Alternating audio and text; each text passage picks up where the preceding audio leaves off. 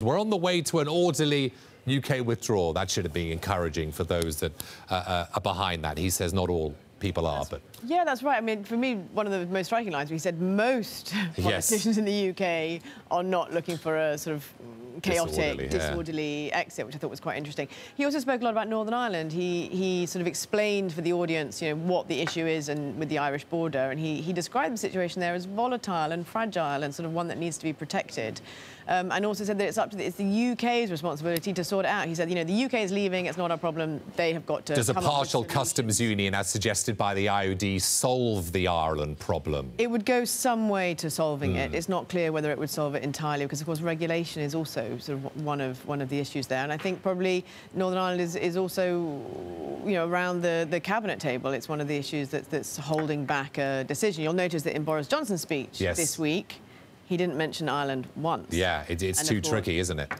Yeah, but it's everything comes back to the Irish border, doesn't it? Whether I mean, not only within the discussion on the UK side, but also, you know, between the EU and the UK, and it's really intractable. And on the Boris Johnson thing, I mean, he said that Theresa May's the right woman to lead it. He wants a clean break. He's relaxed about a transition. He's not worried about migration numbers. He did imply May lacks vision, you know, talk about more optimistic. What was the big takeaway from Johnson's speech? We've had a few days to sort of think about it. Well, I suppose one of the takeaways, I think, is the reaction to it. I think the reaction overall, it's fair to say, was not as positive as he might have liked.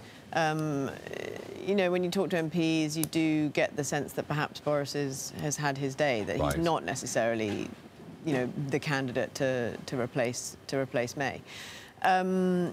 He also, though, said, I thought it was interesting that he appeared to be saying that there's no problem with transition, and so you wonder why, you know, the UK is kicking up, you know, is objecting to some of the conditions the EU is laying down on transition. One wonders if to some extent, it's a phony war over transition, that we will end up with some kind of deal, you know, despite all the noise. May versus Merkel, really quickly, two leaders that were much stronger than they were once upon a time, stronger than they are now for various reasons. Can May give Merkel something to do with Brexit exit today? Details on the exit or not? That's what she wants. That's certainly what Merkel wants. And remember that what came out of Davos, reports about Merkel laughing at how May was sort of, you know, always throwing the question back to her about, what, you know, what can you offer me? So, you know, they'll have to get over that, I suppose, and put that behind them. May probably isn't in a position to give her a huge amount in terms of detail, because the cabinet hasn't yet decided, although my colleague Tim Ross did report late last week that, you know, they are coming towards an agreement on, you know, there are some sectors where they do want to diverge from the EU very quickly. Yeah.